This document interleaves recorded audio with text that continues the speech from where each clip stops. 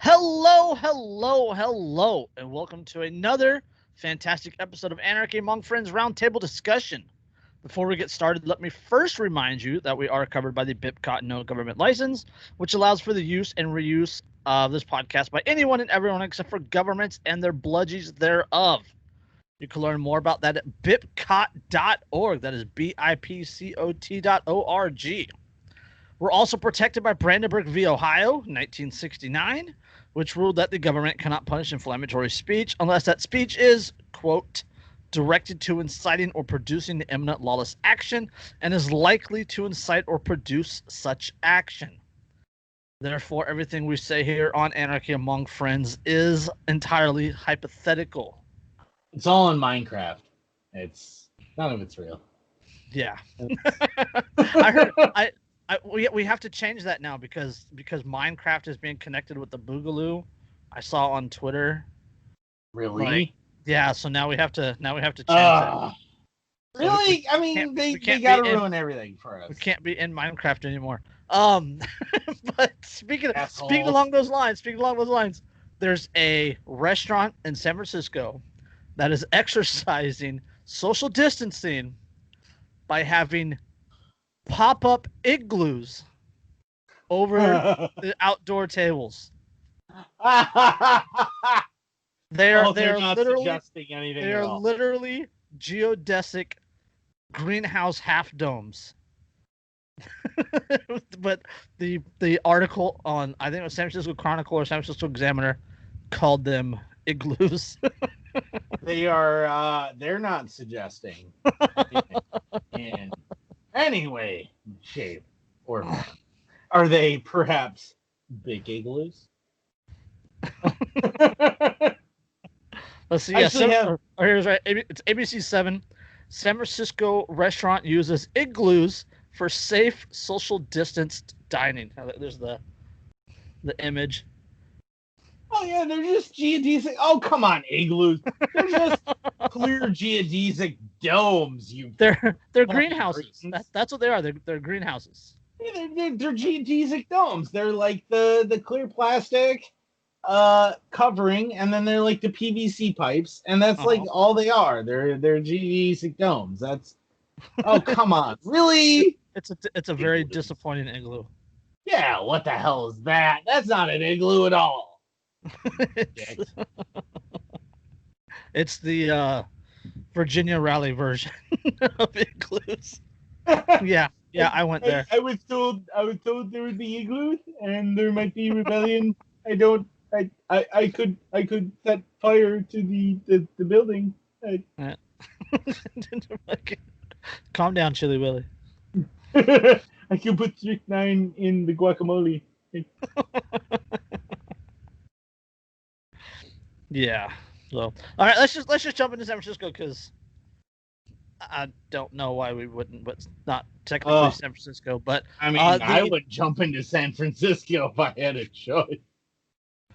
Not really. Unless there's a serious op I need to do, I am not jumping into San Francisco. The op is rescue Jason from California. All right, let's jump into California news.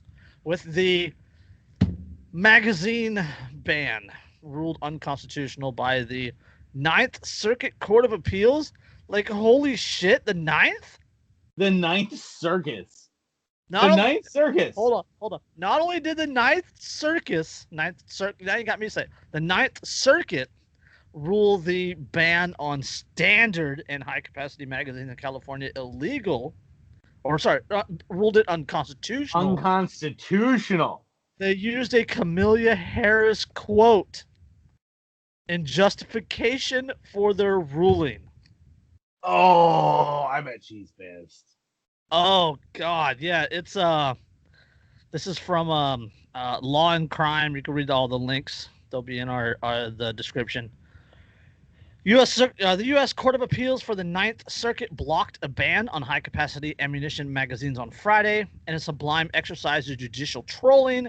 The majority opinion, penned by an appointee of President Donald Trump, cites a recent statement by Senator Kamala Harris in support of the constitutional right to bear arms. California Government Code 32310 purports to ban possession of large capacity magazines that hold more than 10 rounds of ammunition. That law, which was passed in 2016 to much fanfare and attention, was a direct response to what the court refers to as, quote, heart-wrenching and highly publicized mass shootings. Quote, but even well-intended laws must pass constitutional muster, the opinion notes.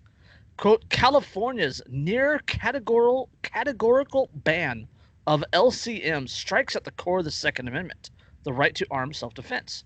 Armed self-defense is a fundamental right rooted in the tradition and the text of the Second Amendment.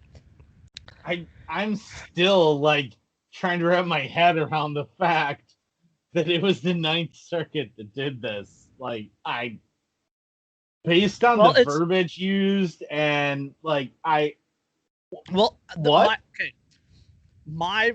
thoughts on it, and my little tinfoil hat conspiracy thoughts on it.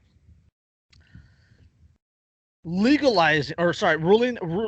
this law unconstitutional, right? So now we can, in California, legally possess a standard capacity magazine, right? Standard capacity being like a 30-round PMag, 17-round Glock 19, that sort of thing. However, California state law says that we can still only have 10 rounds in the magazine. So I can order a 150-round drum from Midway USA and still only put 10 rounds in the magazine. I don't know if that would hold up, though. Well, no, that is the law. The law said, this law right here that they ruled unconstitutional was on the ban of the possession of what they call large capacity magazines, which is anything over 10. But the state law still says, the state law as part of the assault weapons ban that was passed, I want to say like 2012? Something like that. The state of California says you can only have 10 rounds in your firearm. That is not 10 rounds in the magazine and the one in the pipe. No, it is 9 rounds in the magazine and 1 in the pipe. I don't know that that's going to hold up, though, in lieu of the magazine ban being unconstitutional. Well, I don't know. The capacity magazine limit was upheld in the SAFE Act for New York, which was 7 rounds. So I don't know if it's going to hold up in California or not. There's a separate lawsuit for that. It is amazing what happens when you just simply don't give a shit what the law has to say. And you go, you know what? You want to come take it? You're going to meet 17 rounds. Ho, ho, ho, ooga booga. Pretty much. It doesn't affect me. What it amounts to is so essentially what they said is that because the majority of magazines for the majority of weapons manufactured effectively in the past 100 years have a higher magazine capacity than 10 rounds, right? And basically everybody has them, and it's kind of a standard thing. Yes. That everybody has them.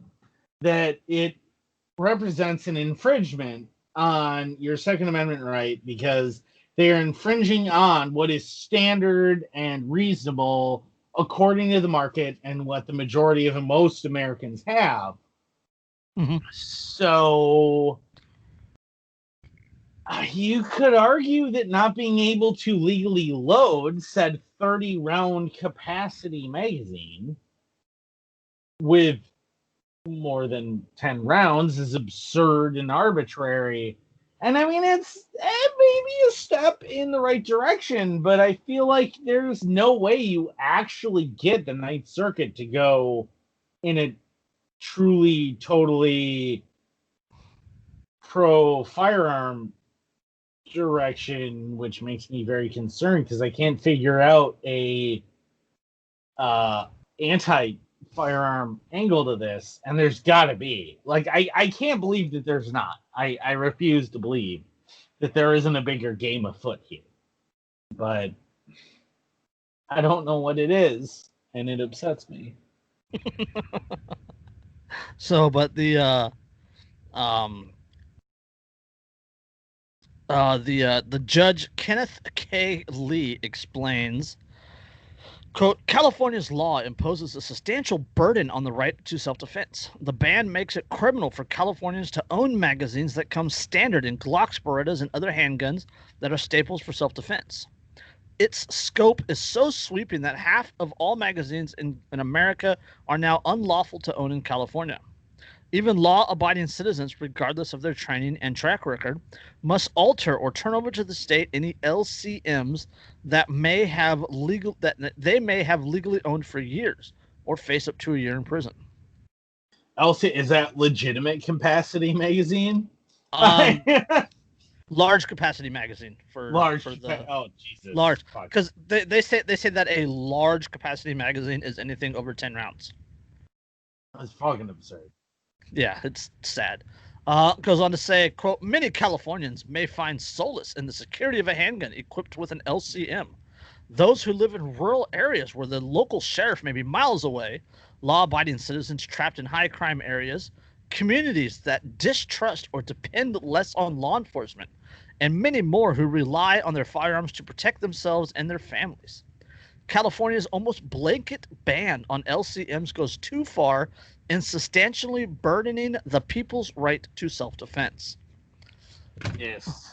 Yeah, I mean, and the legal precedent to that, the legal justification, ignoring, like, critical thinking and things like that, the legal justification there is the fact that previous precedent from SCOTUS has said that in order for there to be a restriction on the citizen's right to anything, right, that is listed in the Bill of Rights, in order for the state to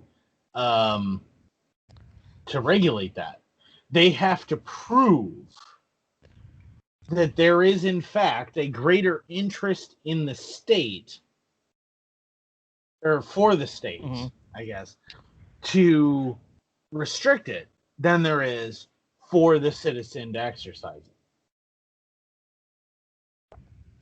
That it is somehow dangerous for the state to allow you to exercise to that degree your right. And essentially what happened is, even in the Ninth Circuit, one of the least pro-gun, pro-rights in general court in the United States, even there, California couldn't, like, exhibit demonstrably that it had a reasonable interest in restricting your ability to buy a magazine at the same capacity as literally everyone else on planet Earth. Yes, and the Kamala Harris part comes in. She actually, this was in a op-ed she wrote on February 16th, 2017. She said, some people, especially in communities of color, do not trust law enforcement and are less likely, over 40% less likely, according to one study, to call 911 even during emergencies. That was quoted in the brief, the reasoning for ruling it unconstitutional. Oh, I bet she's pissed as hell. Yes. That makes me smile. That's yeah, that'll make me smile. Just sit there and go, that's right, they used your shit to justify something that you hate. Doesn't that feel great? Because I gotta tell you, it feels phenomenal. And the hate coming out of this, like Dianne Feinstein, Gavin Newsom, Barbara Boxer, all these Hollywood celebrities. Oh my God! High capacity magazines are on the streets. Blah blah blah blah blah blah blah. Fuck off. Oh God, those horrible high capacity magazines. Like the law still says that we can only have 10 rounds in the firearm legally. 10 rounds in the firearm. But oh my God, those terrible high-capacity magazines. Oh, they're so awful. I can't. Wow, Oh, God. they come in 40? Yeah. So within this picture, and anybody who's listening to the audio version, you can't see, but there are 2 AR-15s and an AK-47 in this photo. Andrew is showing pictures of range day on Saturday, and I'm mildly depressed that I still live in California. There are 2 AR-15s and an AK-47, and between those, there are 110 rounds. 2 40-round magazines and a 30-round. Which, fucking California. Now, one of those is California compliant. Not a single. Well, technically now they're California compliant, as long as they're not loaded with more than 10 rounds. Oh no, because they still have removable shoulder stocks. Oh, you bastard! Those are felonies. So they still have removable muzzle devices.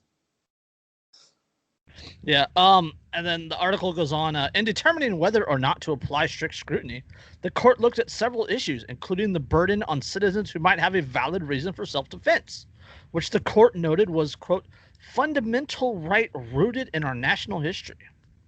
Lee goes on to note that communities of color in particular have needed non-law enforcement methods of self-defense, and specifically cites the Ku Klux Klan's reign of terror as well as the armed black opposition in defense to bring the point home.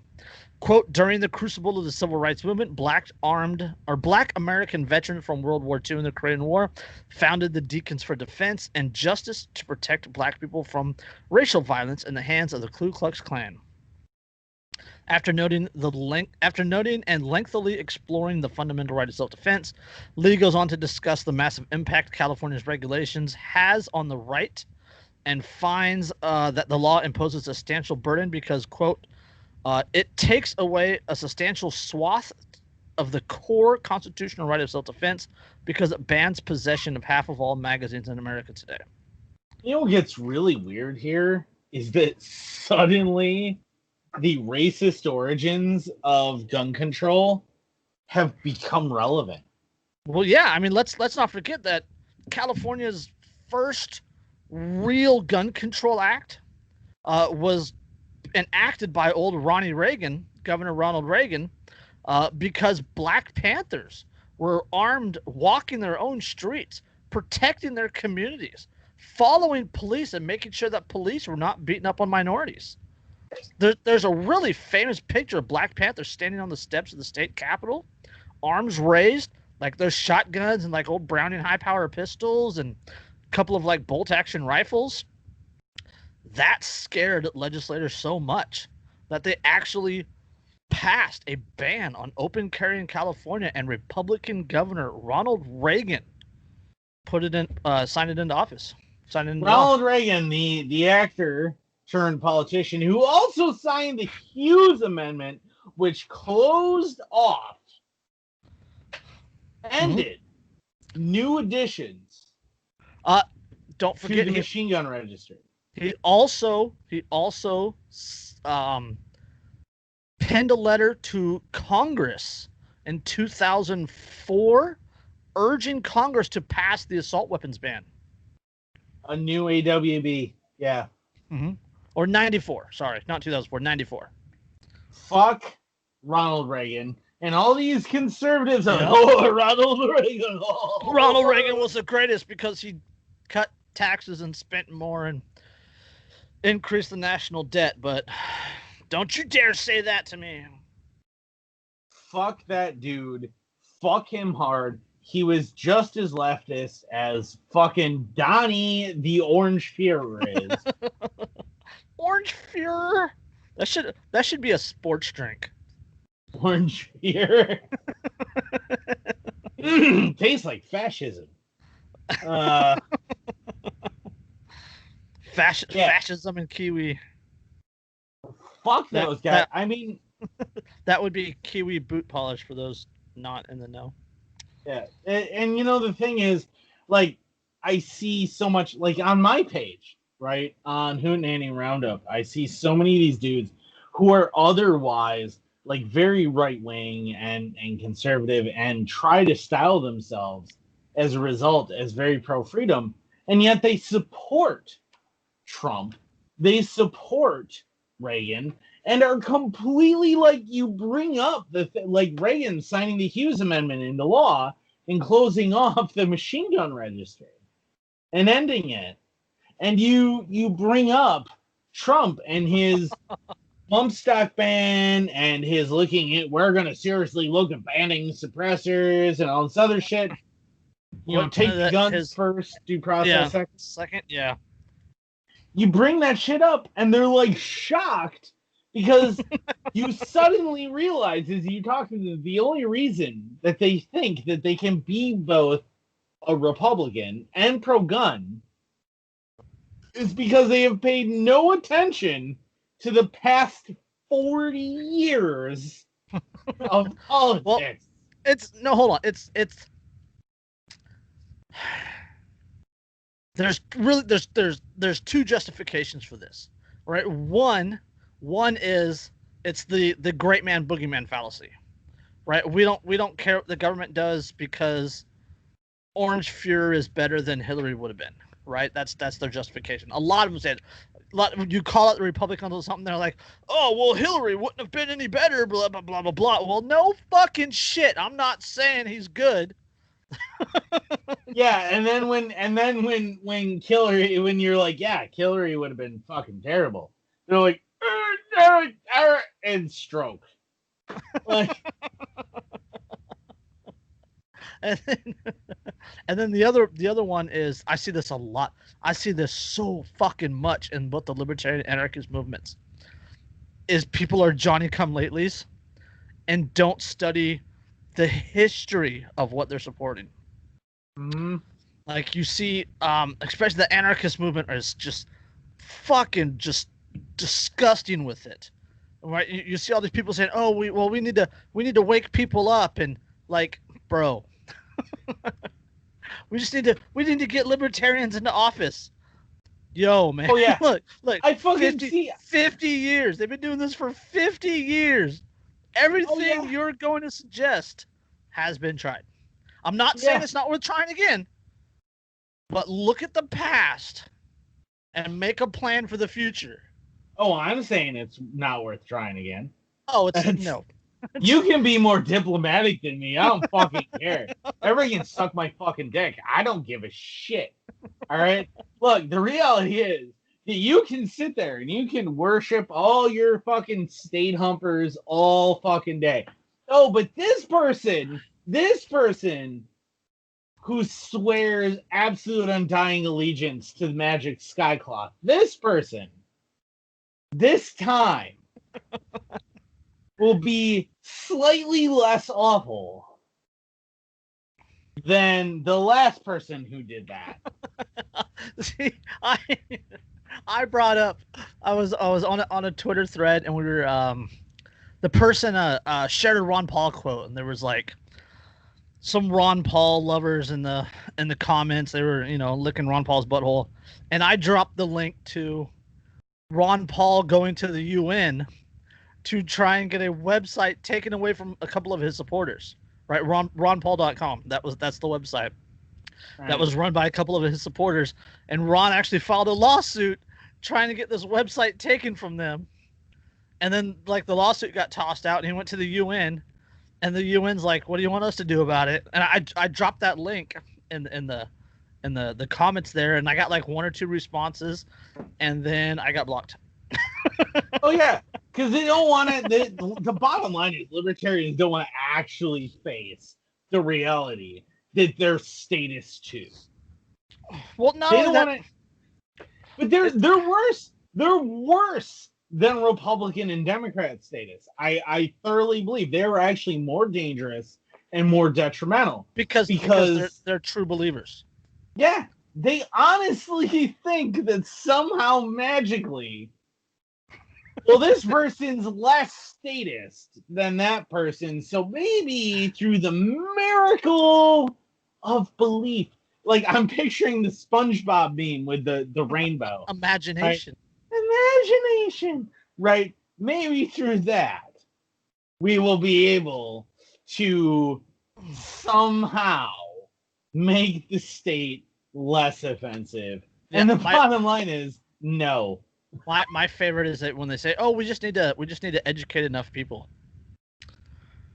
Like, the state literally has a mandatory indoctrination program that is like 13 years long and 15,000 hours. Yeah, in what way? You arguing with somebody on Facebook is not going to defeat that system. In what way do you expect the state? Because that's generally their argument is, well, if we can just get in charge, right? And it's the same shit. It's the same great man thing, right? Where they think, well, if we can just get the right person in charge, then we can educate people to be against the state. Okay, you really expect the state-run, state-sponsored education system to tell people that they do not need the state? You think that'll work? And I know somebody's screaming, "Oh, just, what are we supposed to do then?" Hey, all I'm saying is there's a few books that are out there. Badquaker.com, anarplex.net, ANARPLEX.net has a couple of books about agorism and the second realm and bad Quakers, or Ben Stone, sedition, subversion, sabotage. Go look up Vonu. That's VONU, Vonu podcast. Just saying, there's options out there. You gotta find your own answers, though. Well, there's no one, like, what's it, like, if freedom required a subscription for $19.95, we'd all be free.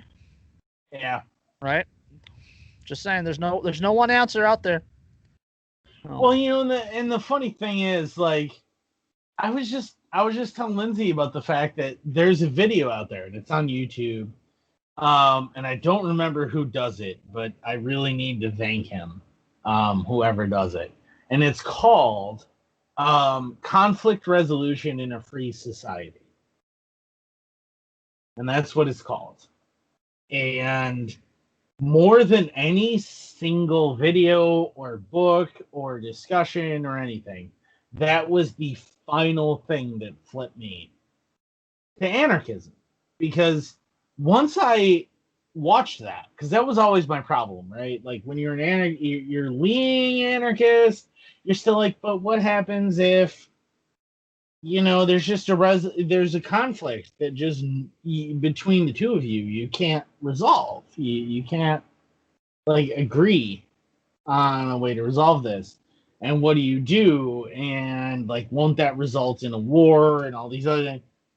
And, like, more than anything, that was my concern. Yeah, and that's that video on YouTube on Man Against the State YouTube channel. Yeah, absolutely. And I gotta send that guy a thank you. One, because it is what turned me to anarchism, and two, because I've shared it with people and turned them to anarchism because of it. Like, I honestly think it's one of the most important anarchist videos ever made, because it really is, because it solves that one question. Like, it explains a possible solution in a rational, reasonable way that so many people have, where they go, okay, well, all right, fine, like, I can deal with my neighbors, blah, blah. But what happens if there's that one moment, that one thing that we can't agree on? Like, does it devolve into violence and gunfire and, and that's your concern? And that video solves that question. Like, it explains it. Like, this is how it could work. It's not the definitive answer, but it gives you a solution. and it's a reasonable solution, and it explains it, reasoned out and everything. Like, that's huge. Yeah, it's a great video. It's from 2011. So you guys go look it up. I mean, some of our listeners were still pimple faced and yeah, like, right. 9 years like, ago. But Jesus, I was already heading out of the fucking army and through 3 combat deployments by then, and scarred and had a 1,000-yard stare by then. But if you weren't, 2011, I was 31 years old. I was probably 3 fingers deep in a Jack bottle already. Yeah, I was not a pleasant person in 2011. No, me neither. That was I was still a super neocon. Like I think 2011 was the year my brother got hurt in Ramadi. IED took part of his foot and leg, and I threw a office chair through a window. Yeah, I remember Al Ramadi. No, that was 2006. He was hurt. 2011. I was still not in a good place, but either way. All right, let's move on. Yeah, no, I remember that. I do remember Al Ramadi in 06. That was that was an entertaining place to be if you had no regard for personal safety and the entertaining in the worst kind of way. All right, let's jump on this article, because this article it has a couple of lines in it that I know you're gonna lose your shit over. But it's all right. This is from WBUR.org. All right. Toxic nostalgia helps explain why some people still won't wear masks. What? Yes. Toxic nostalgia. You made that fucking term up, assholes. Yeah. Oh, just wait. The last line in this first paragraph, you're gonna just. Okay. After months and months of refusing to acknowledge the seriousness of the coronavirus pandemic, Donald Trump at long last endorsed the use of masks in mid-May. He was seen wearing his own mask in public for the first time on July 11th, and it generated headlines. Though it's unclear whether these changes in his tune had any effect on the millions of Americans who have loudly rejected that public health measure. The U.S. has spectacularly failed to contain COVID-19, and it's increasingly clear that is the result of not just mistakes by the Trump administration, but of a stubborn commitment to the fantasy of rugged individualism. Are you a stubborn commitment by some to the fantasy of rugged individualism? The fantasy of rugged individualism. Yes, the fact that somehow, I own myself, therefore I live in a mythical land of fantasy and not reality, because I say I own myself and get to dictate what I will and will not wear because I own my body. What? You want to be free? Oh, you're such a utopist. All right. The fact that stories about violent confrontations over mask wearing seem to pop up daily, including a particularly harrowing recent example in Pennsylvania involving an AK-47, suggests that not even the president's months too late pivot has done anything to make a difference. The rationale behind mask rejection has always been fuzzy. But aside from the obvious, some intraceable combination of ideology and ignorance, there are 2 factors at work among those who deride public health recommendations in general and the mask wearing in particular. They appear to be motivated by the formidable, intertwined appeal of nostalgia and enjoyment. What? I got that Forrest Whitaker eye twitch going on. What? Oh, yes, I enjoy the mere concept that I may potentially be putting people in danger, which is why I choose to not wear a mask, because I just want you all in danger, because I masturbate to the idea of people dying. Yeah. Nostalgia's insidiousness was clear to America's author Flannery O'Connor in the 1950s. At a pivotal moment in her short story, A Good Man is Hard to Find, the character known only as the grandmother, having tagged along with her son's family on a road trip through Georgia, reminisces about an old house she visited as a child. The house serves as a symbol of her most persistent character trait, a relentless drive to enshrine what she sees as the good old days. After convincing her son to take her to a detour to find the house, the grandmother has a terrible thought. She realized that the house was in Tennessee, not Georgia. Her realization startles her so badly enough to cause a car crash, which initiates a horror movie like second half of her story. Wait, what? Yes. But if you don't wear a mask, people might die, and it's gonna be a chainsaw massacre, and people screaming, and it's gonna be terrible. Well, yeah, hold on.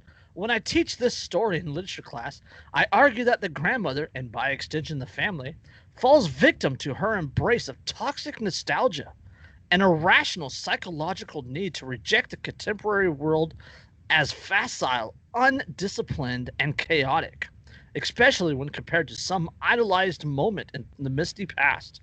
By revealing that the grandmother is fundamentally misremembering the house, O'Connor shows how nostalgia fails us, and that the price of clinging to its anguish and ultimately its death.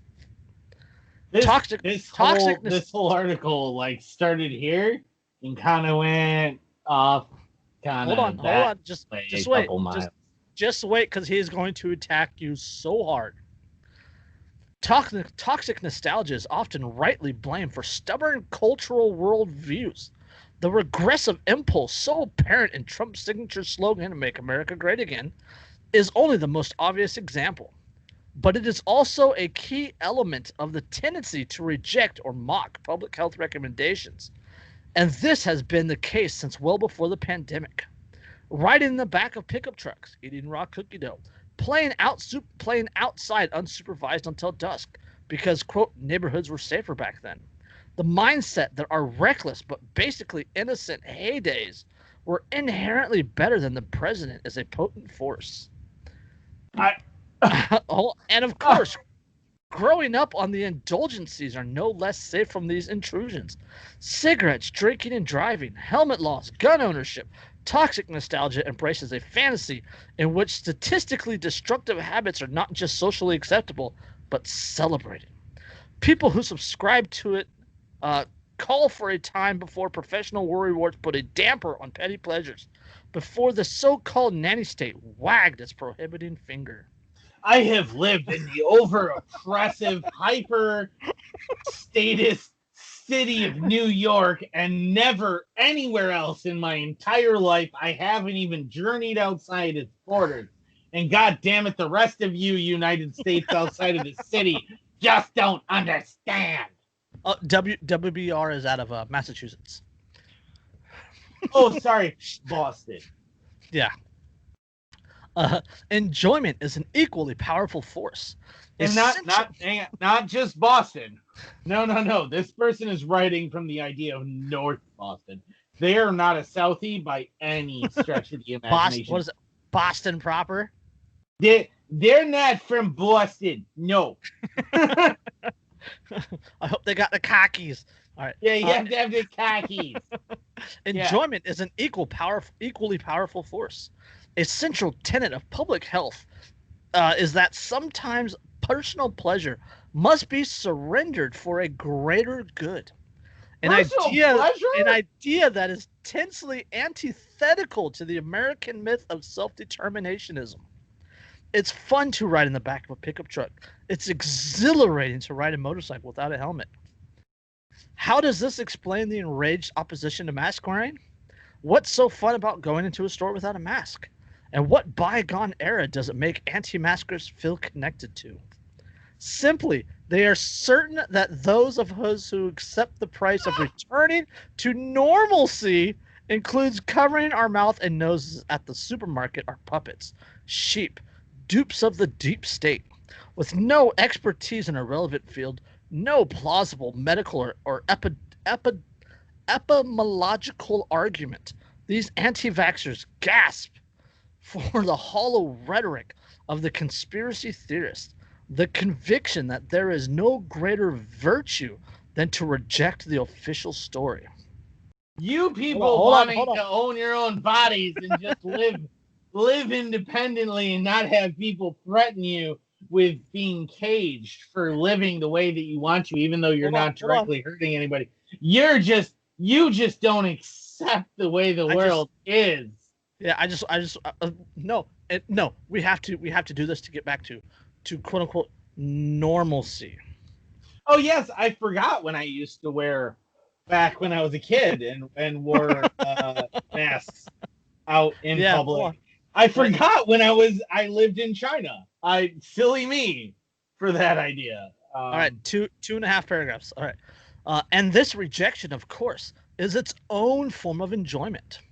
It might not be the same as a defiant drag on a cigarette or a guilty lick of the cookie dough spoon, but there is evidently some profound pleasure in broadcasting to the world that you're not going to be taken for a sucker, that you, quote, see what's really going on, that you're a, quote, patriot who is resisting tyranny. You know what I would find profound pleasure in? Hitting them in the fucking nuts, square between the legs, with an axe. Like, I would find profound pleasure in that. Yeah, and as for the nostalgia, it seems clear that the majority of performative anti-maskers are accustomed to a certain level of privileged social deference and are certainly not used to being told that they are wrong. They long for a time when their recklessness was affirmed as not just acceptable, but as an embodiment of American authenticity.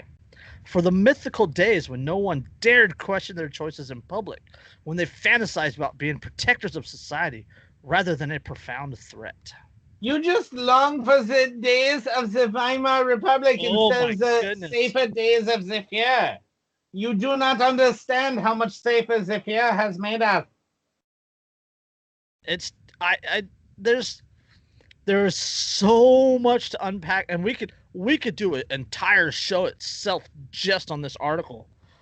And I really wish Dierka wasn't on vacation right now, so she could have a lot of fun with this. But my God, that person has not just deep-throated the boot. Let's point out that person's mascara is running. They have deep-throated the boots so hard that they have forgotten how to breathe, and they are now currently spreading without a plug, begging, please put it in the back door, Daddy Government. Yes, it is. All right, where's that quote again? I need to get back to it.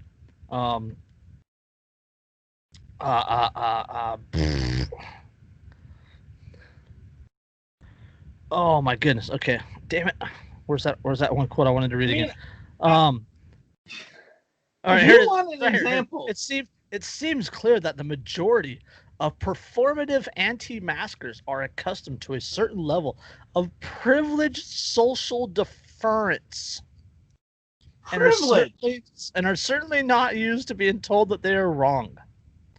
You are just the benefiting few from the defense of the greater good. Yeah. What? You don't want to wear a mask? Oh, you must be so privileged, says the person that supports gun control and all that other stuff. So, yes. The person who literally or figuratively, I mean, without even realizing it because they're far too stupid to actually put everything together in line, goes, well, you don't need guns because you have police. That very light, very upper middle class neighborhood living has never experienced homelessness or living in a nasty neighborhood or anything. That person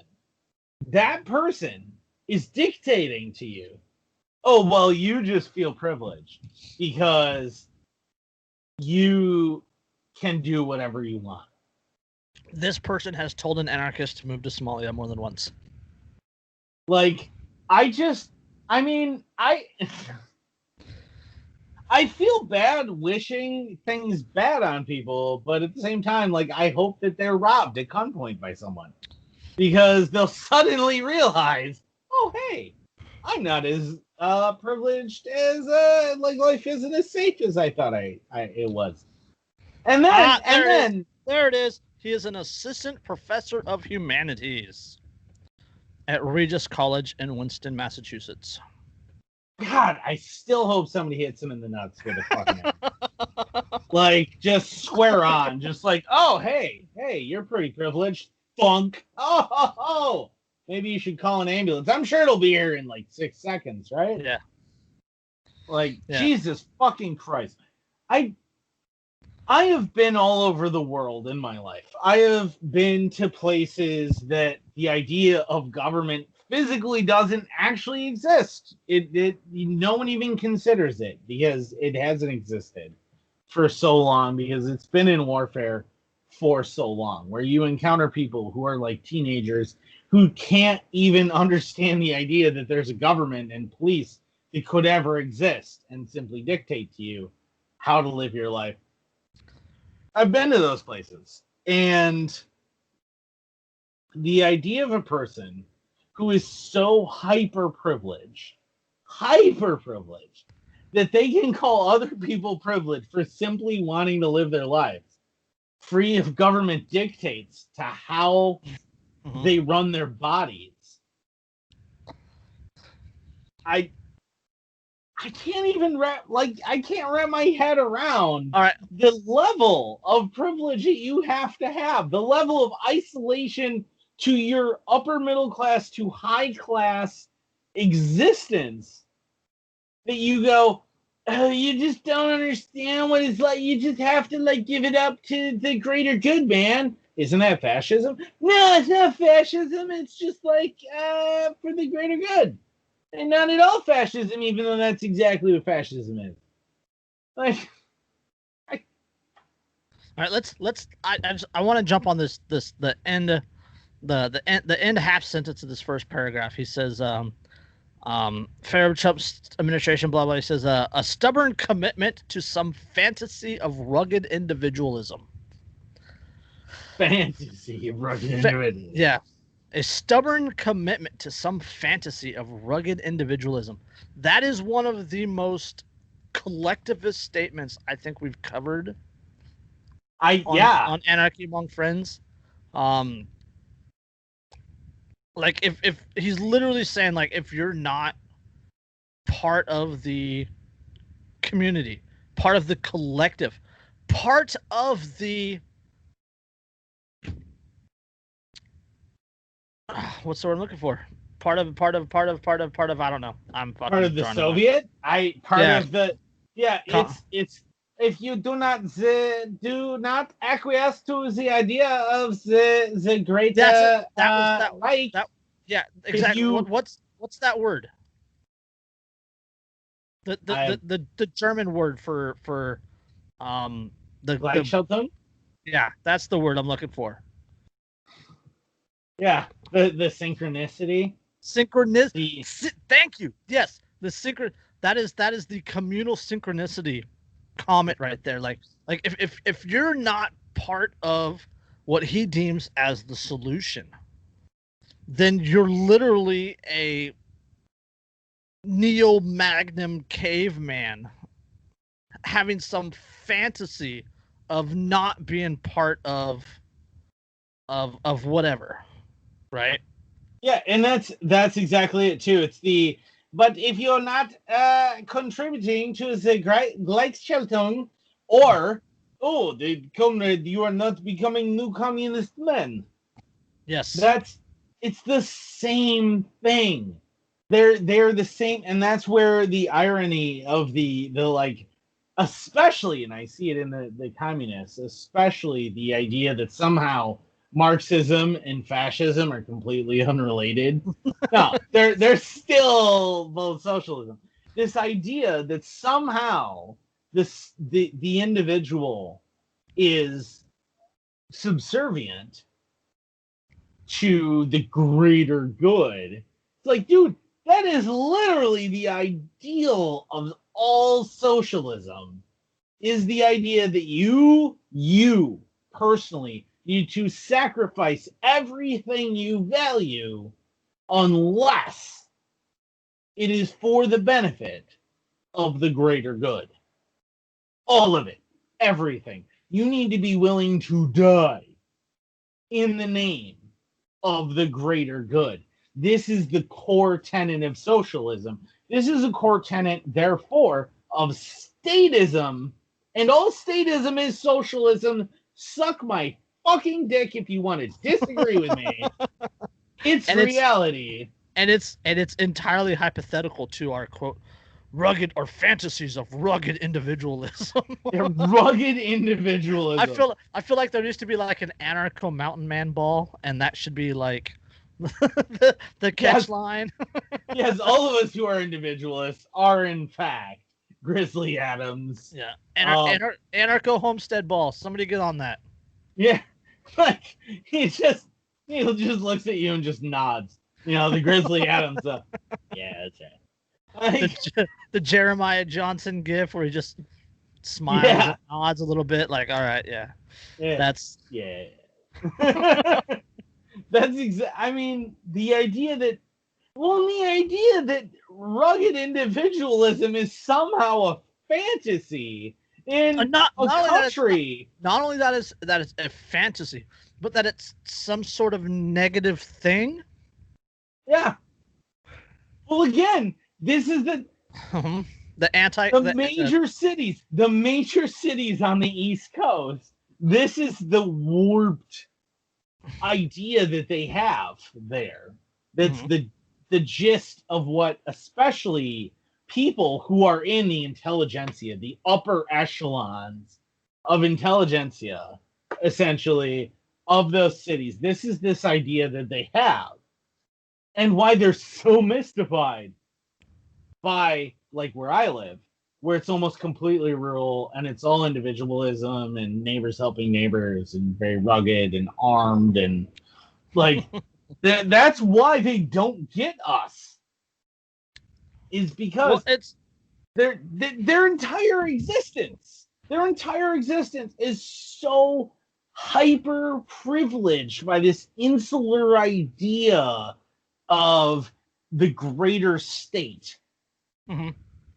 And that they've somehow created this utopia, whether they admit it or not. They have internalized this concept that they've created this utopia within their city, especially in New York. You see it in New York City, where they think that they've created this utopia where no one needs to be responsible themselves, and the state will take care of everyone, and it's just this magical, mystical thing. Yeah, and in Massachusetts, in the birthplace of the American Revolution. Mm-hmm. The birthplace of the American Revolution. This is the same state as the birthplace of the American Revolution. This guy is talking about the fantasy of rugged individualism. I mean, yeah, in the state, that is the home to the Boston Tea Party, that is home to the origin of the Sons of Liberty. Sam Adams literally took that whole join or die way off the rails. Completely. I mean, yeah, I don't know. By join, I mean, like, we're all the head, and nobody gets to be the body, and you better fucking count the head. And the body subsists on us, and fuck you. Yeah. Like, that is somehow the perversion that has occurred. Yeah, I mean, that's, like, it's just, oh, God. I mean, you know, and it boggles your mind because you think about it. You think about, like, New York, Pennsylvania, New Jersey, North Carolina, South Carolina, Georgia,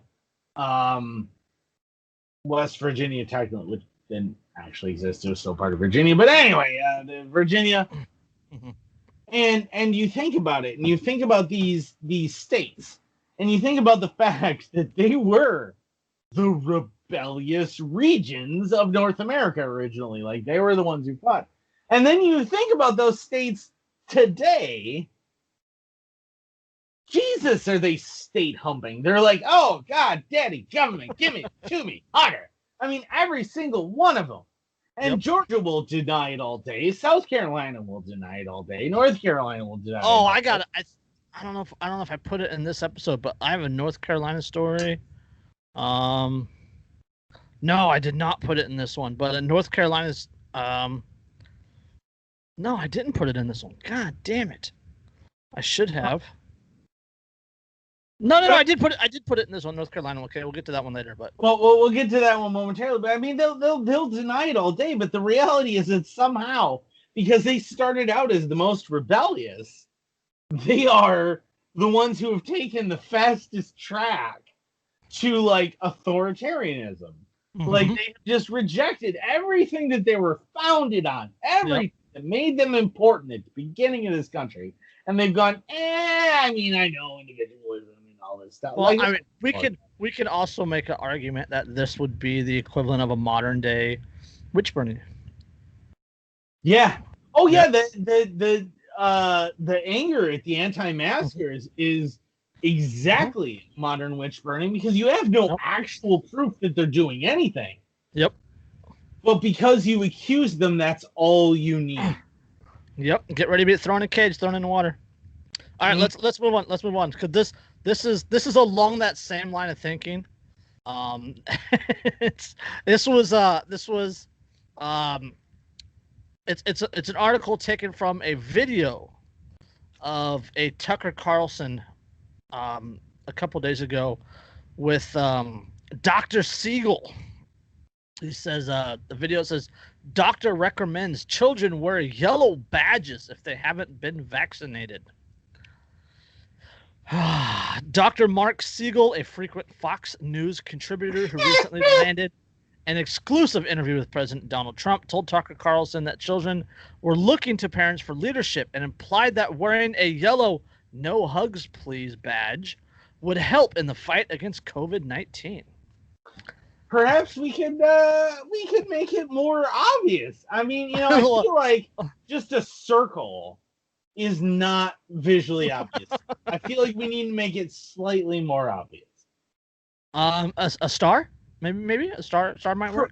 Yeah, perhaps a star. And you know what? Instead of just wearing it, maybe like on their chest, you could put it on like a band around their arm. So you get this band, and on the chest. That way their arm won't cover it or anything. So yeah. Yeah, and you don't want it to be made out of like paper. It needs to be made of like maybe cloth, like this yellow, and not like a 5-point. We want to make sure it's as obvious. So maybe like a 6-pointed yellow star.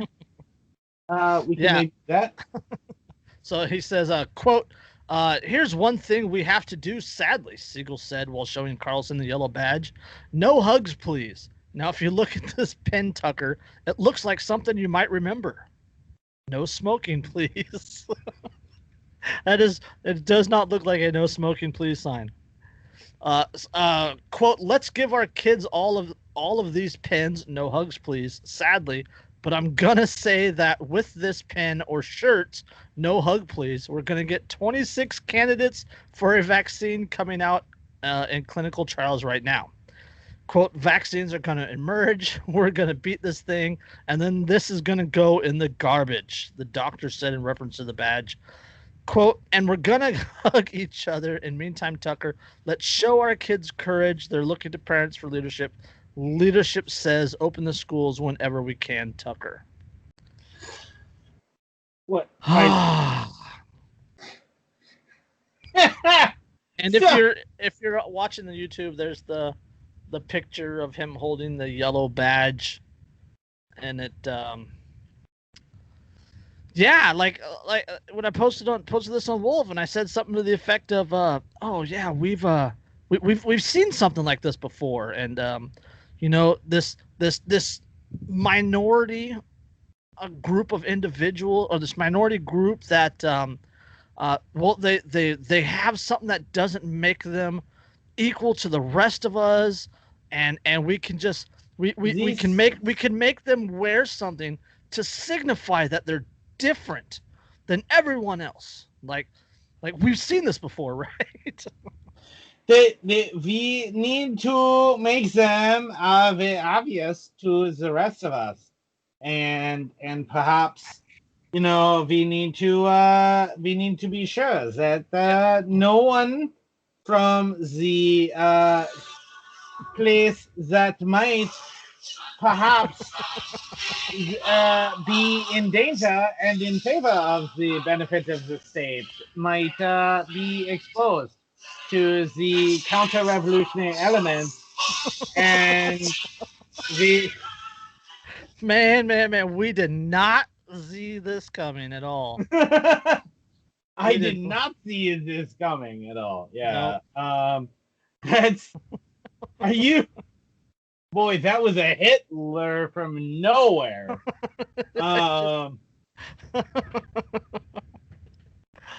Oh man, I don't know. What are you gonna do about it, right? I mean, it is what it is, right? I mean, what it amounts to, like, and increasingly, what you're seeing in the world today is you have two choices. I mean, you really do, and this isn't like a false dichotomy. This is the reality. Mm-hmm. You have two choices. You can comply. You can continue to acquiesce to one demand after another, which saps your individuality, saps your individual choice, destroys the idea of freedom, one after another. And you can keep acquiescing to one after another and just keep going. Well, I'm just trying to keep safe. I'm just trying to, bow temporarily. And maybe eventually, we'll vote the right guy in. Maybe eventually we'll change things. Maybe this chick named Joe, who has absolutely not the slightest chance of a snowball in fucking hell of making any goddamn difference at all, ever, because even if she got elected, she's exactly the same as Joe Biden. Even her, right? You can keep acquiescing to that. Or, option two, you go, nah, I don't fucking care. I don't fucking care anymore. I don't care about the political process. I don't care about what they have to say. I don't care what they want or demand. I'm going to live my life. I'm going to do it tactically and making sure that I don't die for nothing.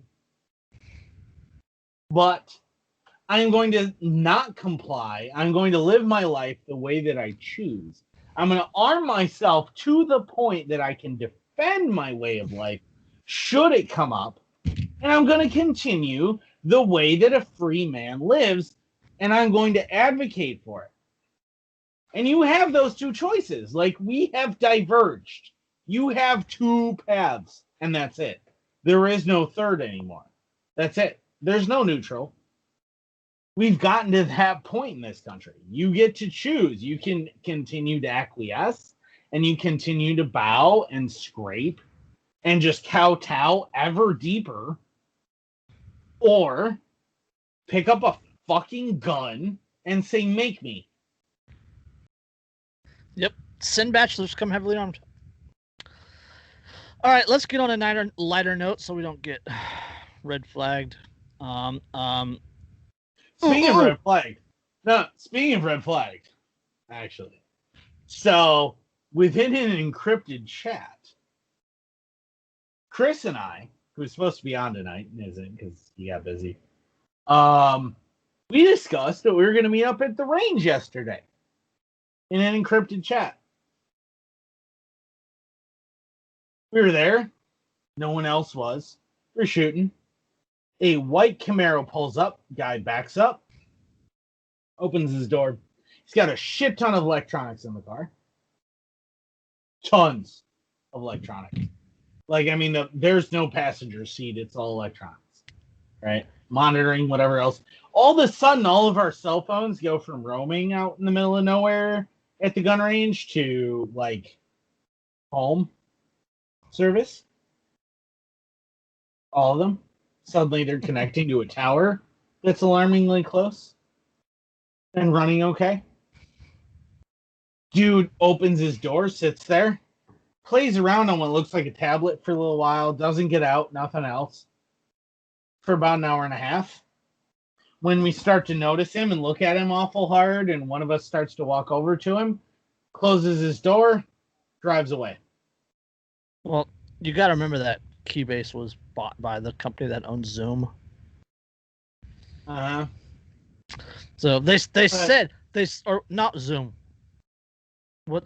What's not WhatsApp. Yeah, I think it might have been Zoom. The company that owns Zoom bought Keybase. So they said that they allegedly bought it in order to get their hands on the encryption information so that they could better protect their Zoom calls. But we know the reality of that. And if you're using a commercial device to communicate anyway, it's not secure. Well, and and the funny thing is I found it awful interesting. Like, this dude pulls up, he does this. It's super blatant. And when he drives in, he does it super slowly past all the license plates of the trucks that are back then. Yep. Sits there for a while, listens to us, whatever else. And when we start to get curious about what the hell he's doing, he packs up and drives away. Drives off. Well, you go, I bet that guy was in no possible way ATF. No way. No. ATF, DHS, and there's a lot of them. Oh, that dude was ATF. He smelled of ATF. He reeked of ATF. That dude was ATF. And if he had sat there for a little bit longer, I was going to approach him with a loaded weapon to ask him what he was doing there. But at this point after that, I mean, like, again, if you guys are under the impression that somehow they're not doing that shit to you, I have bad news for you. They're monitoring the shit out of everybody all the time. I've literally done nothing.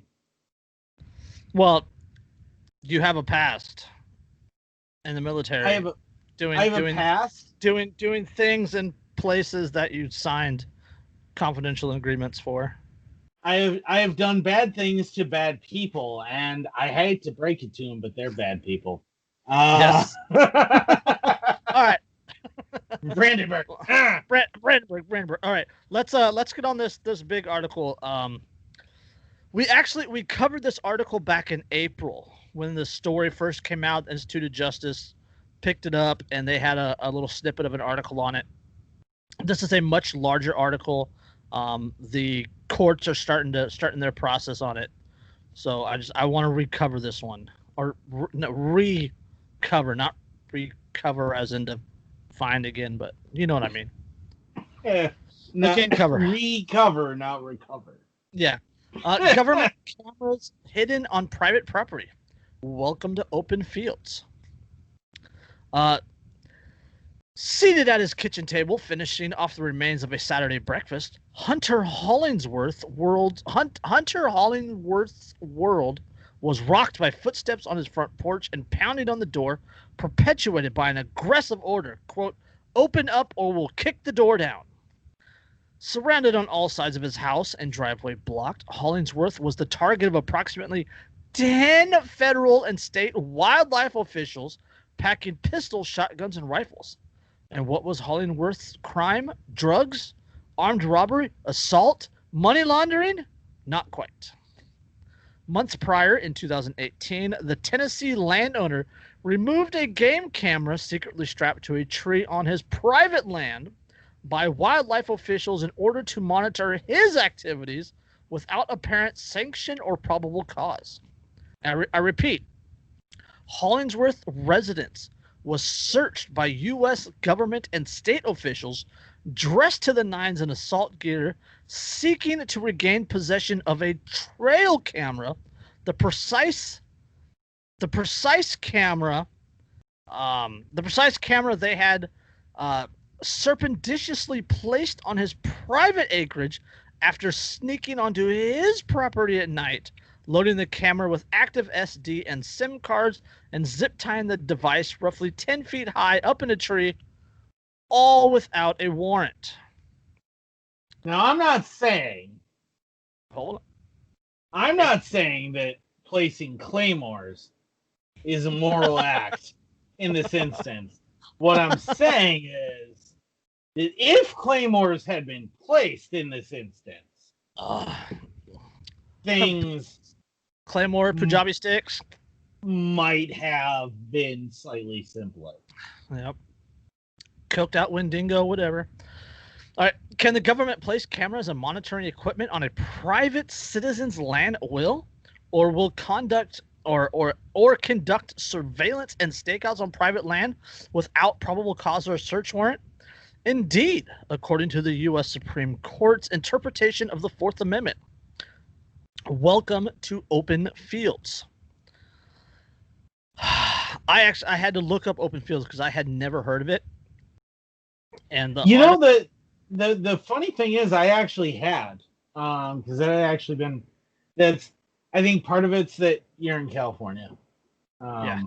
Why you hadn't heard it? In Wisconsin, it's fairly well known because we have to deal with it a lot. The DNR really likes to prowl in their assholes, and so yeah.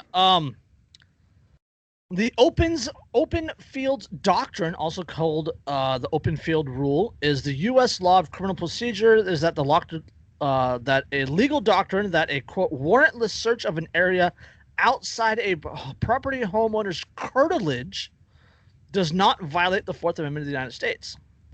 He says, however, quote, unless there is some other legal bias or basis for the search, such a search, quote, must exclude the home and any adjoining land, such as a yard, that is within an enclosure or otherwise protected by public scrutiny. So basically, if that's too wide a legalism for people to get, what it says is, if you're a federal agent and you want to monitor someone, and they have an open field, they have just, like farmland, whatever, like let's say you own 20 acres, right? And it's not privacy fenced in. Yeah.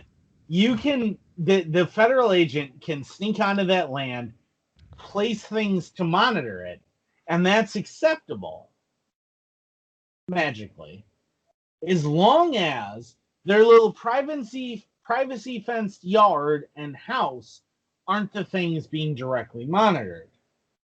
Yes.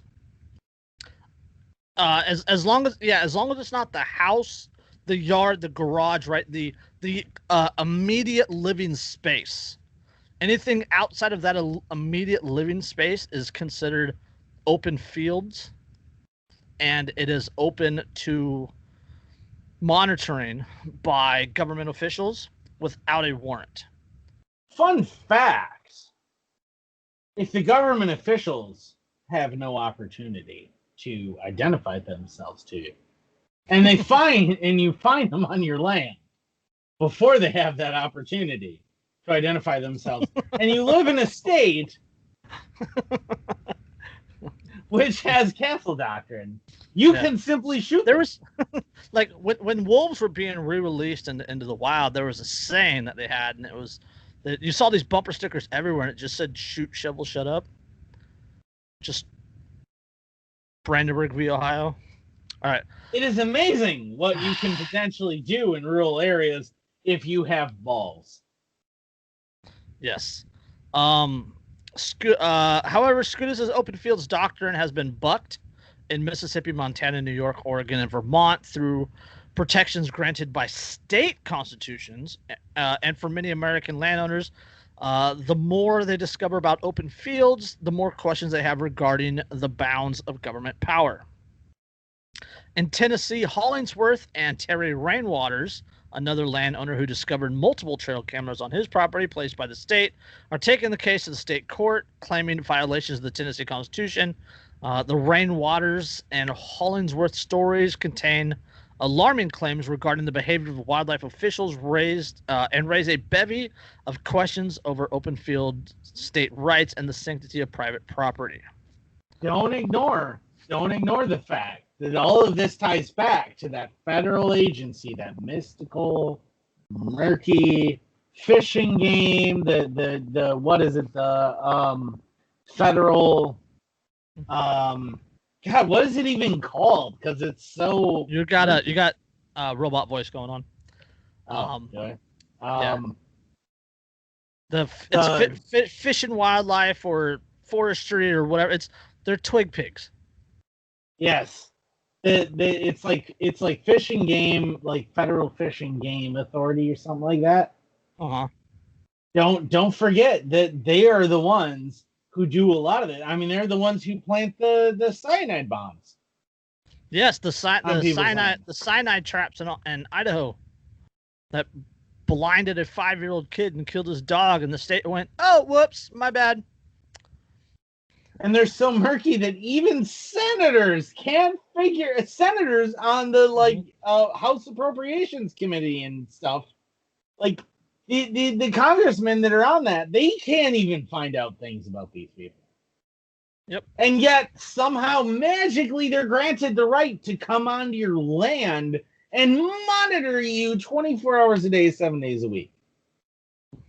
Not only that, they have the legal authority under the state to trespass on private property. Let that sink in. Go ahead, take a second, have a drink, mull that thought over, that the government has granted these twig pigs the legal authority to trespass on your private property without a warrant, without justification. I mean, consider the mind-blowing implication. If I'm renting a property, at least in Wisconsin, my landlord cannot even come onto it without a 24-hour advance notice to let me know that they're going to come onto that property. Yeah, California, you have to have a 24-hour notice. Yeah, and consider that these dudes, if you own the property, you're not even renting, own it, they don't have to tell you ever. They can just show up. Yeah, okay, we're going to get into this, the open fields. In 1924, Hester versus United States set up the open fields framework and said the U.S. Constitution does not extend to most land. Quote, the special protection accorded to the Fourth Amendment to the people in their persons, house, papers, and effects is not extended to the open fields. Significantly, open fields is translated beyond its literal sense, and basically it defines as general acreage, woods, fields, farmland, barren ground, and more. Furthermore, in 1984, sChOoL gave additional strength to open fields in Oliver versus United States.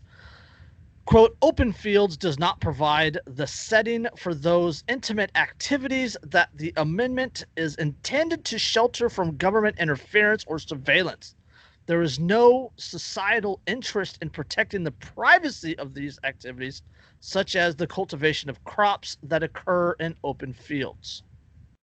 So even if you're doing something intimate, like let's say, right? It literally, okay, there is no societal interest in protecting the privacy of those activities, such as cultivating the crops that occur in open fields. Don't Fez, this is not fascism at all. This is not for the greater good. This democracy and fascism have nothing to do with each other. Yeah. There is no societal interest in protecting the privacy. That literally says that society doesn't care about what you do in the fields. Therefore, you are not protected from surveillance of what you do in the fields. They can monitor you 24 hours a day, 7 days a week, and you have to just suck it the fuck up because, well, but society doesn't really care. I mean, imagine you bought a field, right? A 21-acre field, because you're gonna make some adult videos there. you have no legal right to object to people watching you, the government watching you, with all of these extra cameras in that field doing what you're doing because, well, but society doesn't care because it's an open field. I mean, that's like process that. Your wife could come join you out while you're hunting and decide that, she's feeling frisky and whatever. And you could do her out in that field, and you have no legal right to object to the government recording you doing it without even your knowledge. Yeah. Simply because it's an open field. No matter how many fences you have, no matter how many no trespassing signs, it doesn't matter. It doesn't matter to the government because they have the legal authority to do it anyway. Yep, because they can just do it because they say so. Yeah. That is. And I love when and this is one of those things. This is one of those things when I love when people go, "Oh, but we need government to protect our rights." Like, what? This is what government does with your rights. They go, fuck your rights. All right. That's just, it's so insane to me.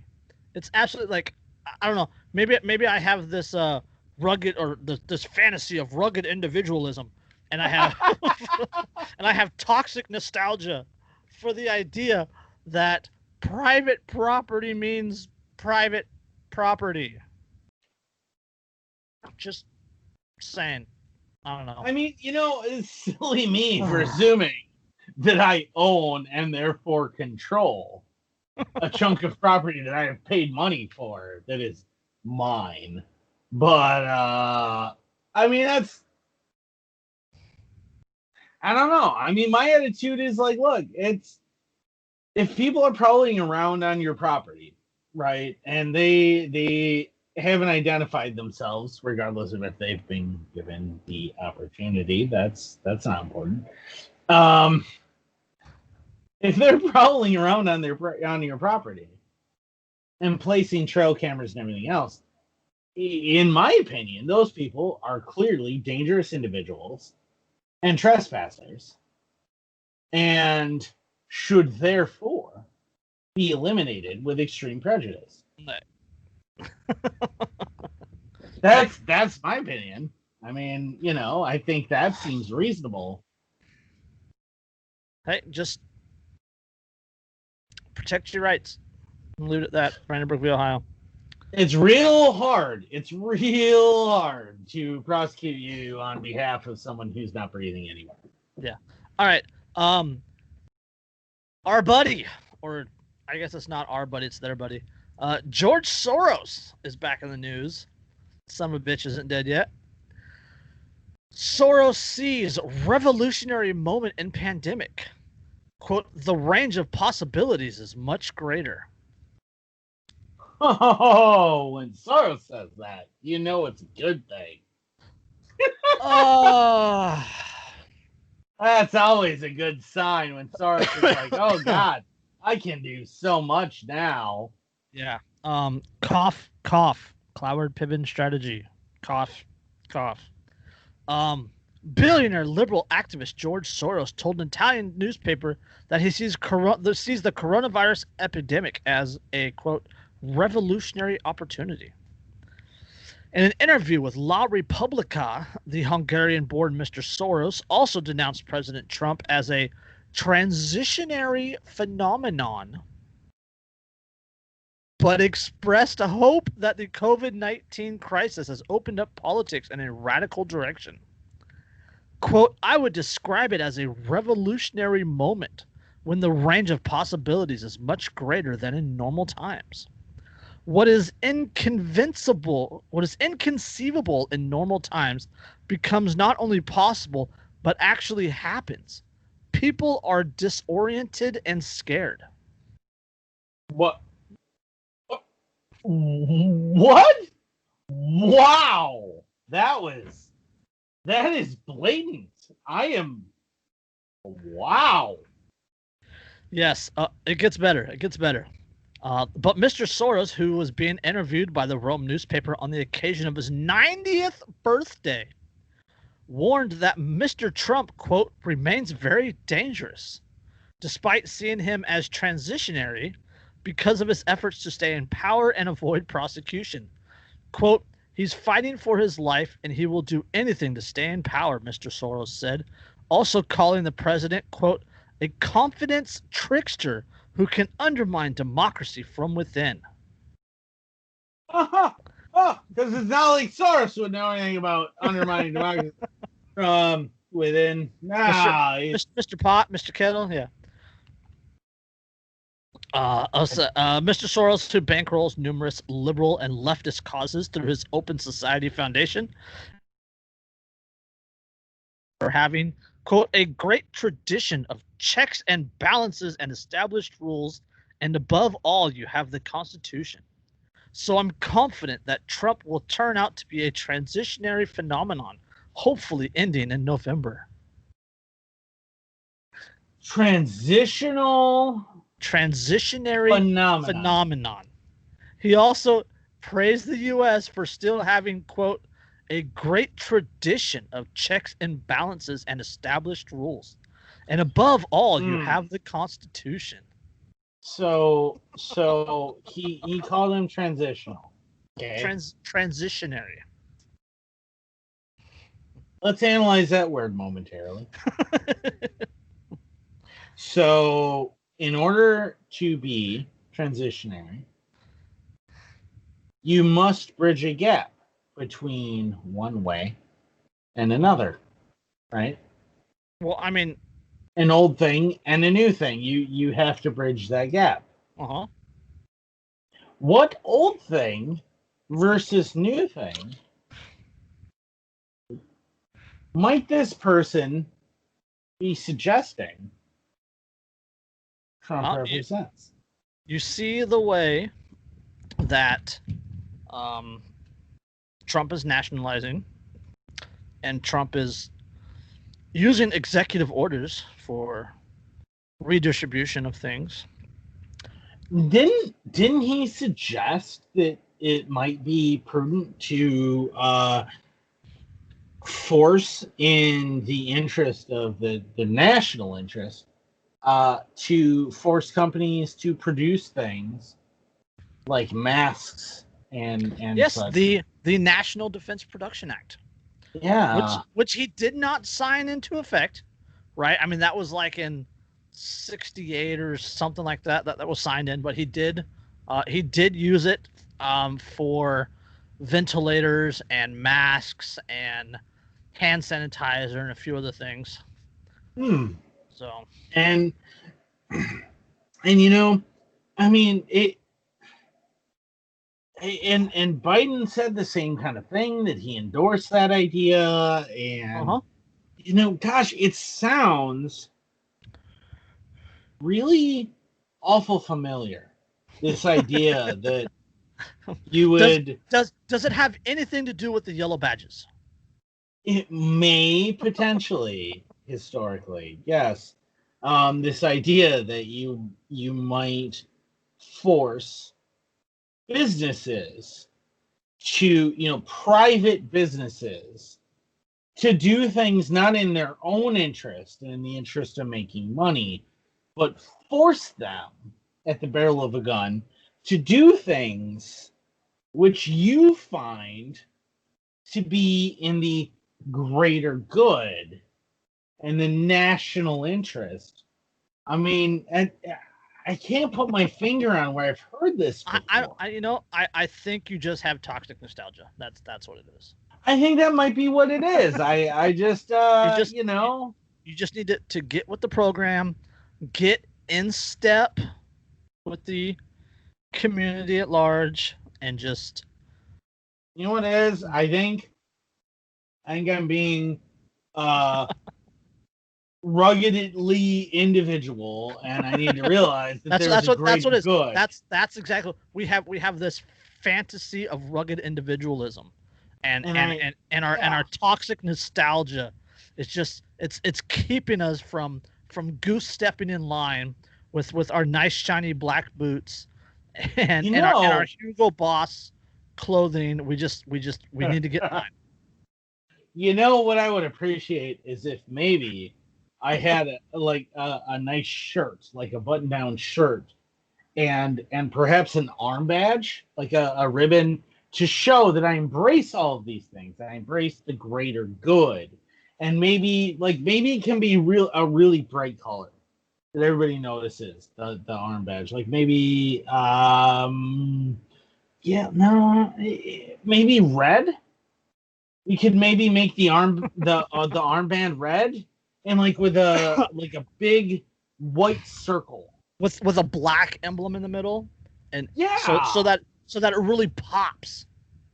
Yeah, I mean we want everything in contrast, right? So it'll be that, and I don't know what kind of a symbol we might use, but I mean it might be something slightly modified from ancient ideas of warriors and things, and it's been around for a long time. We'll take that. We might angle it. Yeah, I really just I not see where this is going. That was terrible. I couldn't work it in there. Sorry. And we might do that, and then I'll wear maybe it'll be brown, maybe a khaki, an understated khaki shirt, a brown shirt that I'll wear with it, and and we can maybe do that, and and the people who aren't willing to sacrifice their rugged individualism or their fantasies. Sorry, we could wear them into Russia in the winter. You know what? Invading Russia early on in summer with this idea that everything will be over by October sounds great. How could that ever go wrong? All right, let's jump on to the next one. I need a good laugh. All right. I can't read the title of this article because it'll give away the article. But this is from Campus Reform. Binghamton, Binghamton.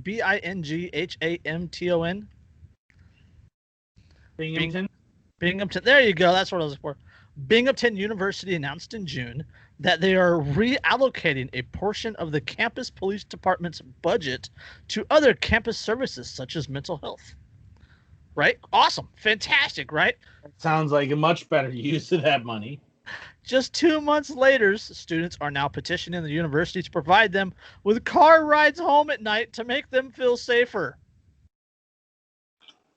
Specifically, students at Binghamton are calling for the school to resume its Safe Ride program. Wait, I'm sorry. So part of the money that they stripped away was money for safe rides? No. So they cut the budget, right, and it went to other campus services such as mental health. And 2 months after cutting the police department's budget, students are now petitioning for the university to provide them with car rides home at night to make them, quote, feel safe. So of all the things that their campus police did, where the budget was cut, where the police decided they should cut costs, was in keeping people, particularly, I'm sure, women trying safe to ride home. Yeah. Safe. Yeah, Safe Ride is a form of on-campus transportation provided by the university from 9 p.m. to 3 a.m. during the school year. If students feel unsafe walking on campus between those hours, they can call the service and be driven to the destination. The program is run by Binghamton's Transportation and Parking Services, but it was not scheduled to operate this fall because of the coronavirus safety concerns. The university stated that, quote, the size of the vehicle does not allow for social distancing, creating a risk to student drivers. Instead, students were encouraged to use the walking escort service offered by the university police if they feel unsafe on campus, which they cut the budget of because feels all right. In response to safety concerns, more than 500 students signed a petition calling for Binghamton to quote resume its safe ride service. So I just want to recap what happened here, like in very simple words. Hold on. One more paragraph, and then you can have it. All right. Soon after the university announced it would cut a portion of the student funding, an Instagram account encouraging community members to anonymously share their sexual assault stories quickly received attention. The petition states that Binghamton had not issued an appropriate response to the social media account, further writing that, quote, halting Safe Ride is just the latest message to the students at BU that their safety is not a priority. So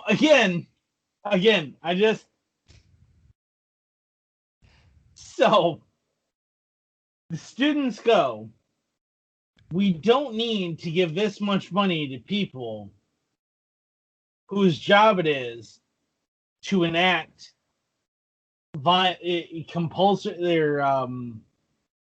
coercive violence against other people. That's their argument. They don't need that much money because their job is supposed to be defense and protection. So the college's response is to cut exclusively and primarily the money from the programs that provide actual defense and protection and safety from, regardless of everything else. That is where they start. So then the students go, hey, what the fuck? Like, well, not only that, students were part of this whole defund the police thing, right? The students wanted less police on campus, so the university said, all right, we'll cut police on campus. Now the students are going, we need more people to make us feel safe on campus. Yeah, to make us feel safe. You do understand that the police weren't making you safe in the first place. Like, first of all. Yes. They weren't actually doing anything. They weren't actually helping. But I'm just saying, like, if you analyze this, what clearly occurred is that the university went, oh, you want us to defund them? Let's defund every program that actually protects people first, and all of the other shit we're going to keep in line. It's that circular logic thing, like, people are bad, so we need a government made up of people because people are bad. It's that same thing. Like we don't need the police because police are dangerous, but people are dangerous, so we need the police to protect us. Same fucking thing. Same stupid ass circular logic. It's not even just that. It's that if you look at it, the university had X amount of money. Mm-hmm. And when it was cut, the first thing they cut was the useful part in favor of the revenue generating parts. Yeah. And they kept those. But they ditched the things that actually kept people safe. Which says a lot about how the state runs law enforcement. Yeah. Even a college. This is even a college that has, like, that dictates to you, and then it sets rules, and they're private, like, thing to a certain extent. But at their core, they're still a state. They're a mini state, but they are a state. Yes. And so the state has again said, well, the very first thing we're going to cut, because you want us to reduce the budget, is things that make you feel safe. And we're going to leave the things that make you have to fork money over to us. Oh, of course. But we're going to keep reducing the amount of things that we do to make you feel safe. And then instead of going, well, clearly the state has no interest in keeping us safe, we really should just keep ourselves safe and figure something out. Instead, these motherfuckers have been so indoctrinated And that Then they go, State, help us!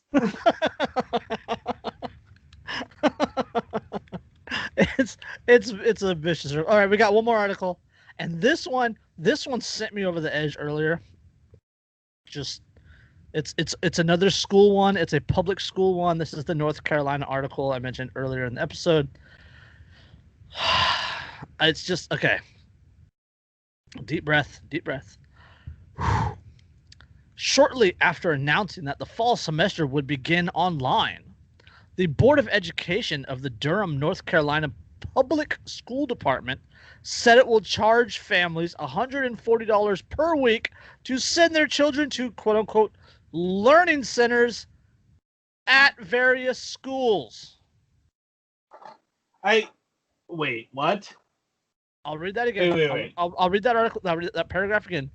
Shortly after announcing that the fall semester would begin online, the Board of Education of the Durham, North Carolina Public School Department said it will charge families $140 per week to send their children to quote-unquote learning centers at various local schools. So if I'm understanding this correctly, so everything's going to be online, but in order to attend online. Well, no, not necessarily to attend on.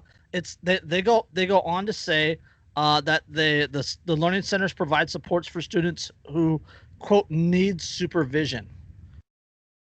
Right? So it's either for like students that need extra help, or for like students that need daycare, that sort of thing. I guess, but because hold on. But because coronavirus is so bad, kids can't go to school, paid for with the tax dollars. You have to pay $140. You have to stay home, unless your kid needs extra help, in which it will cost you an extra $140 a week for your kid to go to school, so they can do online school at school. The school board, which last month said it planned to activate its Plan C and start school in the fall with virtual learning this week, quote, authorized the opening of 6 learning centers to provide support for students who need supervision while schools remain online, according to the school district website. Isn't a learning center a school? Yeah. DPS Superintendent Pascal Mubwenga stated that there are, quote, many families in Durham who need additional support during the school day. The Learning Center initiative is specifically, quote, part of a broader community initiative to support working families and families with increased economic hardships. Like having to pay $140 a week so that to send your kid to school to do mandatory online schooling? What? Like, hold on. Stop me when this sounds exactly like school. All right. The learning centers will, quote, provide a safe space to complete online learning, meals and snacks, and social emotional activities. Students will be, quote, assigned to small pods with daily wellness screenings, distribution and required use of face masks, and planned circulation and eating of 6 feet social distancing. And they might even have certain times that they are required to be at their desk, learning,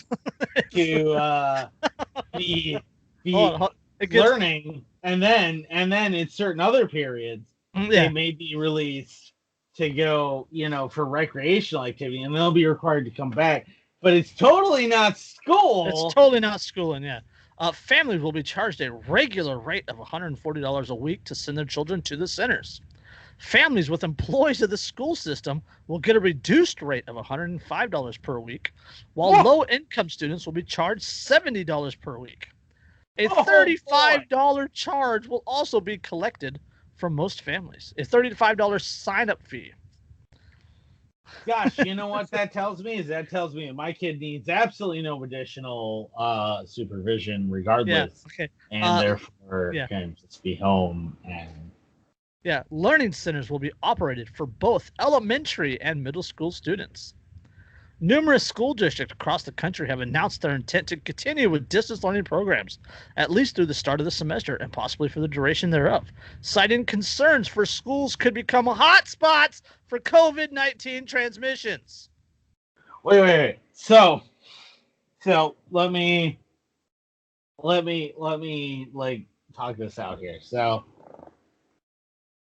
their concern is I know where you're going. I know where you're going. And I'm trying to hold it in and let you roll. All right. So their concern is that if you concentrate kids together to learn, that they might transmit COVID-19. Therefore, their solution is we might have to take these kids from various households, bring them together, put them in a building together so that they can learn simultaneously so that in one place. So that they can do their virtual learning together in the same room, together in one place in the building that you have to pay, that you have to have an additional fee for because your fucking tax money isn't covering the cost of the fucking learning centers at the fucking school that your tax money pays. Right. Exactly. So their thought process is, we're going to take all of these kids, we're going to put them, we're not going to send them to school, right? Because school would be dangerous. Because school's dangerous. Instead, what we're going to do is we're going to, rather than taking these kids and putting them in a school, what we're going to do is, because we're smart, we're going to take these kids, we're going to put them all in a building together to learn together in the same space within a school. That's what COVID-19, the coronavirus. It's a smart bug. It doesn't fuck with you if you're at a learning center, if you're grocery shopping, or if you're buying food in a restaurant. But if you go to the gym, go to school, or go to the park, it's going to attack you and make you sick, and then you're going to kill grandma. Congratulations, America. This is how fucking stupid you have become. I mean, I just, wait, we don't want to send kids to school in the midst of a pandemic because that would be dangerous. So instead, what we're going to do is we're going to take these kids and we're going to send them to a center for learning, a learning center. We're going to concentrate them together in one building. It's at the fucking school. It's not in like some private home. It's not in a community. It's at. Well, what's important is it's not a school. Oh my God. We're not going to send these kids to school. What we're going to do is we're going to carefully send them to a building to learn together from a person, and they're going to do work to prove that they've learned what they've been taught, and you're going to have to pay extra money to do it, but they're all going to go there and they're going to be monitored and they're going to do that. So rather than going to school, they're going to go to a building where they're all going to learn from a person who's going to teach them together. Oh, but it's not. I mean, it's not a teacher. It's not a teacher. It's a learning aid at the learning center. That's at a school that you can't have school at. I wasn't an English major, but I feel like there's a word for a building where you concentrate people together for the purpose of education. Them, together, and I feel like it might be the word school. My God, I am so grateful my children were homeschooled right now. I understand this is Durham, North Carolina. This is a liberal paradise, as so I'm told, on that part of the country. and I'm happy as fuck that it is 3,200 miles away from me because I I'm just I'm I wish this I kind of wish I this was is a parent there. this is so 2020. This is the 2020 version of the Nickelback Devil Went Down to Georgia. That's what this is, the educational version of that fucking song. I almost wish I was a parent there, so you just be like, okay, so I just want to clarify. So rather than sending them to school, what you want to do is concentrate them into a building where the purpose is that they're educated by somebody and they're going to do work together in this building that is dedicated to them learning every day. And but we're not sending them to school. And they're going to charge you extra money. They're going to charge you extra but you're money. not going to send them to school, which is why I have to pay extra money. And I just want to verify that what it is that you're not sending them to a school. What you're sending them to is a building wherein they learn things during a set time of day where they are concentrated together for the purpose of learning within the building. I'm sure Durham, North Carolina, the Walmarts are having back to learning center sales. Oh yeah, I mean, like I would just keep going over and over, and I'd be like, "Hey, so do you guys have an English teacher handy?" Like, so let me ask them. So like, here's what's going on, right? So we're concentrating these kids together in a building, for the purposes of learning, right, within a building, and so this building is where we're concentrating kids for the purposes of learning, and they're going to be there during a set time of day to learn. What is the word for the building? At a building that the state has determined grouping kids for education is a risk to COVID-19. Yeah, what is the word where for a building where you concentrate people together? Oh my goodness! For the purpose of learn, is there a word in English to designate a building where people come together for the purposes of learning and are taught? Is there a word for that? Oh, school. Is school the word for that? Oh, hey, school. Okay. So I just picture Arnold Schwarzenegger in Kindergarten Cop, that scene where he goes, "It's not a tumor." It's not a tumor. It's not a school. Yeah. It's not a school. But it even could though be. It's I'm pretty sure it's a word for the school. It's not a school.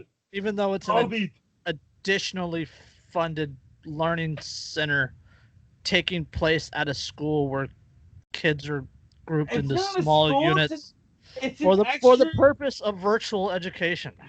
Yeah, it's a building utilized for the concentration of learning of the youth. But that's totally not a school. It's totally not a school. Yeah. Yeah, like I said, I wish I could ask the English teacher. They're like, "Hey, let's describe this." And what is the word that describes that? And they'd be like, "I mean, like a school?" Hey, it's not a school. It's not a school. That is just our toxic nostalgia. Oh, sorry. Yes. That's our rugged individualism. Our fantasy of rugged. Yes, our fantasy of rugged individualism. It's toxic nostalgia. I apologize for my toxic nostalgia. You see, I am so flustered with this Durham, North Carolina Learning Center school, not a school, additional. Totally not a school. Funding. I just definitely not a school. I need a fucking. None of them. No one in North Carolina has even heard of a school. We don't know what shock. No, what? What's a school? I need a nap and a cold rag on my head. The state that has named towns Bat Cave and Bears Hill and Hickory does not need school. It's not a school. All right, you understand why I couldn't do this article first? It had to be last. This article had to be last because I I hate 2020. All right, I don't have anything else. You got anything else? I just want to be absolutely certain. So we're definitely not talking about school. We're not. It's not a learning center in a building that is taxpayer funded for public education that kids are going to for an additional fee so that they can do their virtual education. Right, but definitely definitely not a school. Definitely not a school. Because a school would be dangerous because of coronavirus. Let's some kind of smart book. Yeah, what the hell? It's, I gotta say, coronavirus is incredibly intelligent. It somehow knows if I'm protesting versus just like out and about. It knows not to attack me during the 15-foot walk from the door to my table when I'm gonna go out to eat. It's incredible. I'm pretty impressed. Wow, that was a smart advice. No, but as far as additional things, it's a smart bug.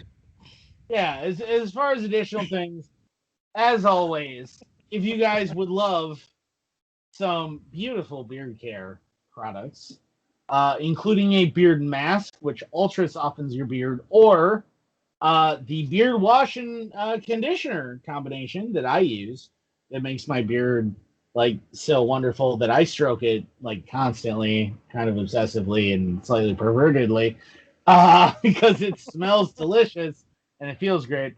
It's the Odin's Virtue scent of their shampoo and conditioner for a beard. Check out thebeardstruggle.com. The Beard Struggle is amazing. Their stuff is great. And if you use code Inked Anarchist 15, all run together, Inked Anarchist, INKEDANARCHIST, Inked Anarchist 15, all run together in the coupon code. Get 15% off of your stuff, and you can get amazing beard care products that are absolutely awesome. I use them every day, and they are fantastic. Cannot argue with them. They're great. Also, check out Poppin's Patches. They are the fantastic guys. They give me stuff like this. Oh, you got the Donald Trump Buzz Lightyear Joint Space Force. Yeah. Like, they give me stuff like this, man. They give me the Joint Space Force today, Donald Trump as Buzz Lightyear. I cannot wait for the Ed, and Eddie Boogaloo Boy patch. Oh yeah, man! Like the dude who runs it, he sent me that image before it got released as the actual patch. I told him it was freaking awesome. Definitely thumbs up. Check out Poppin's Patches if you haven't, because it is freaking fantastic. Yep. He's absolutely an awesome artist, and he does great patches. Yes. Links to the Poppin' Passage Facebook. Links to Andrew's discount at the Beard Struggle, Andrew's Facebook page, Hootenanny Roundup, Derica's book, and check out Road to Anarchy. Issue number 8 came out today with lots of fantastic information. Yeah. Anything else?